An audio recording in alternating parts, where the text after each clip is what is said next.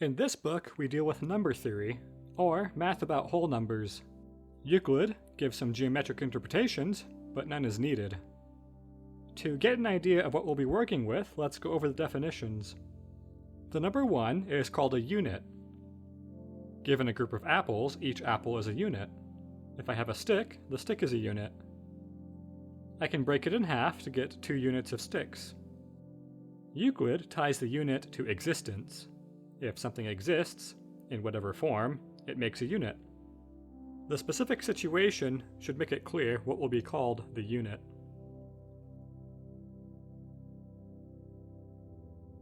Today we consider 1 to be a number. Euclid uses number in the plural sense, that a group of units makes a number of units. So 1 is not a number. If a number divides evenly into another number, so that bn is equal to a, the first, b, is a part of a, and a is a multiple of b. Instead of divides evenly, Euclid uses measures, so b measures a because a number of b's make a. If b does not divide a evenly, b is then made up of a plurality of parts of a. In other words, we can split a up into some number of parts such that b is equal to a number of those parts. Even numbers are those that can be divided evenly into 2 parts, so a is even if a is equal to 2 times some other number, b. An odd number is not an even number, or is a number who is a unit away from an even number. An odd number can thus be written as a equaling 2 times some other number b plus 1. That last statement has some criticism, as Euclid should have proved it instead of trusting it as a given. Euclid divides numbers into further groups. Even times even numbers are numbers made by multiplying 2 even numbers together. So 2 times b times 2 times c, giving 4 times b times c. Thus, an even times even number is a number measured by 4. Odd times odd numbers are defined similarly. Prime numbers are numbers measured by only 1. They can be thought of as building blocks of other numbers by multiplication. It is here manifest that Euclid says numbers can't measure themselves.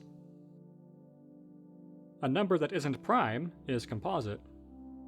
By multiplication, we can build other numbers. For example, out of 3 and 4, multiply them together to get 12. So 12 is measured by 3 and 4. 15 is also measured by 3, so 12 and 15 are composite to one another. They share a common measurer that isn't 1. Numbers that don't share a common measurer are called prime one to another. 12 and 35 are an example of this. We now define multiplication as repeated addition. 3 times 4 is the same as 4 plus 4 plus 4, or 3 plus 3 plus 3 plus 3. Euclid now ties this to geometry, that multiplying 2 numbers together gives a plane, and draws the connection to when finding the area of a rectangle whose sides are the numbers being multiplied. Square numbers are when both numbers are equal. Euclid does the same thing for producing solids where 3 numbers are multiplied together. Cubic numbers are thus when all 3 numbers are equal. The 20th definition is a new definition of proportion. A to B is proportional to C to D if A is related to B the same way C is of D. This happens when A is measured by B the same number of times that C is of D, or when A measures B the same number of times C is of D, or when A is the same parts of B that C is of D. Euclid then notes that planes and solids are similar when the sides are proportional. Lastly, a perfect number is one that is equal to the addition of its parts. 6 is perfect because 6 is equal to 1 times 2 times 3, and is also equal to 1 plus 2 plus 3. There are very few perfect numbers, or there are infinitely many. It hasn't been proven yet.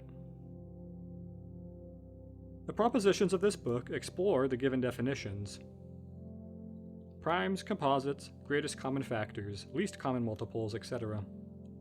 are all explored in this book.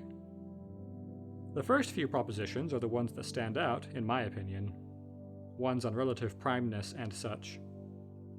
But the ones following provide the much satisfying building blocks of much of the rest of Euclid's elements.